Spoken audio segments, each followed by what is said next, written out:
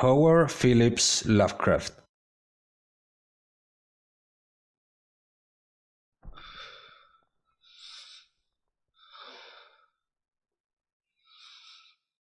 Mientras el odioso paso de garras se acercaba.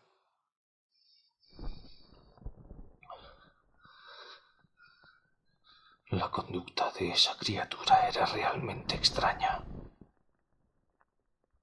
Casi todo el tiempo, los movimientos parecían propios de un cuadrúpedo, moviéndose con una curiosa descoordinación entre los miembros delanteros y traseros. Y sin embargo, durante algunos pocos y cortos intervalos, me pareció que caminaba sobre dos patas tan solo. Me pregunté qué clase de animal tenía delante. Debía tratarse, suponía, de alguna infortunada bestia que había pagado la curiosidad de indagar a las puertas de la temible gruta con una reclusión de por vida en esas interminables profundidades.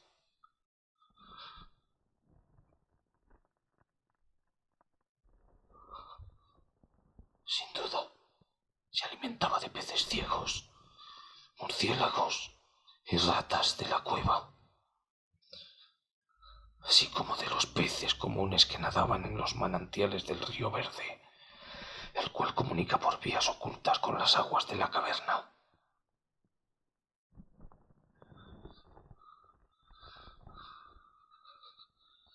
Llené mi terrible espera haciendo grotescas conjeturas sobre los efectos que una vida cavernaria pudieran haber causado sobre la estructura física de la bestia, recordando las espantosas apariencias que la tradición local achacaba a los tuberculosos muertos tras una larga residencia en la cueva.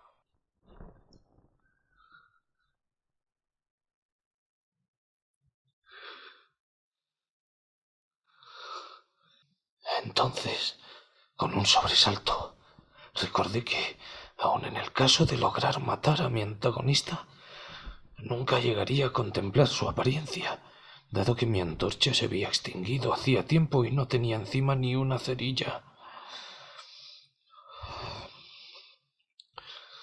La tensión mental se volvía ahora espantosa. Mi imaginación desbocada conjuraba formas odiosas y temibles en la siniestra oscuridad circundante que parecían ya casi presionarme. Las espantosas pisadas se acercaban.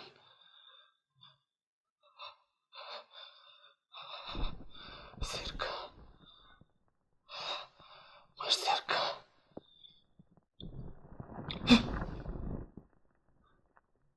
Creo que debí lanzar un grito, aunque debe haber sido en verdad tan timorato como para hacerlo. Mi voz apenas debió responderme. Estaba petrificado, clavado al sitio.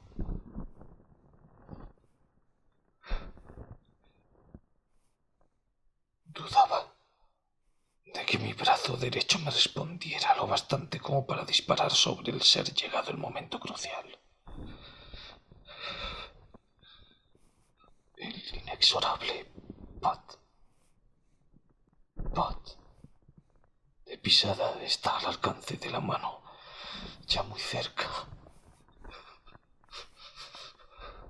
Podía oír el trabajoso resuello del animal y, aterrorizado como estaba, aún llegué a comprender que venía de muy lejos y estaba por tanto fatigado. Repentinamente se rompió el maleficio.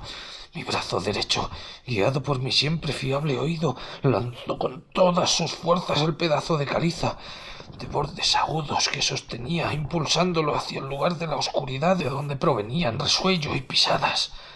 Y, por increíble que parezca, estuvo a punto de alcanzar su objetivo, ya que escuché brincar al ser, yendo a cierta distancia y pareciendo detenerse allí. Reajustando el tiro, lancé el segundo proyectil, esta vez con mejores resultados, ya que, lleno de alegría, oí como la criatura caía de una forma que sonaba a desplome, quedando sin lugar a dudas tendida, e inmóvil. Casi desbordado por el tremendo alivio consiguiente, me recosté tambaleándome contra la pared. El resuello proseguía, pesado, boqueando inhalaciones y exhalaciones. Así que comprendí que no había hecho otra cosa que herir a la criatura. Y cualquier deseo de examinar al ser se esfumó. Por fin, algo semejante al miedo ultraterreno y supersticioso se alojó en mi cerebro y no me aproximé al cuerpo, ni seguí cogiendo piedras para rematarlo.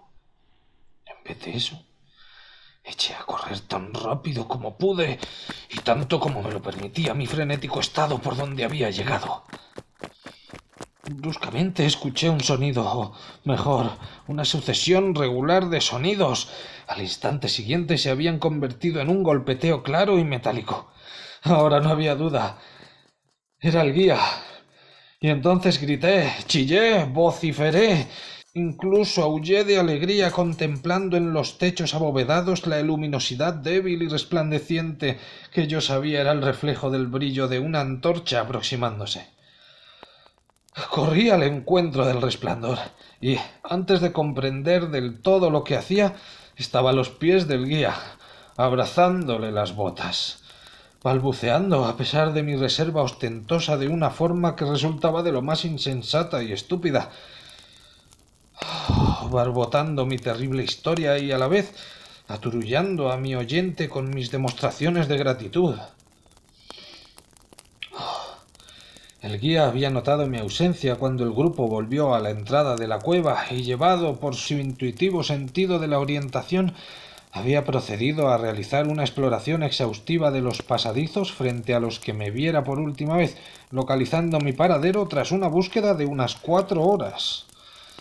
Cuando me lo hubo contado, yo, envalentonado por la luz de su antorcha y por su compañía, comencé a pensar en la extraña bestia a la que había herido unos metros más atrás en la oscuridad, y sugerí que fuéramos a ver, con la ayuda del hacha, qué clase de criatura había yo abatido. Así que me volví sobre mis pasos, esta vez con un valor que nacía del estar acompañado, hasta el escenario de mi terrible experiencia.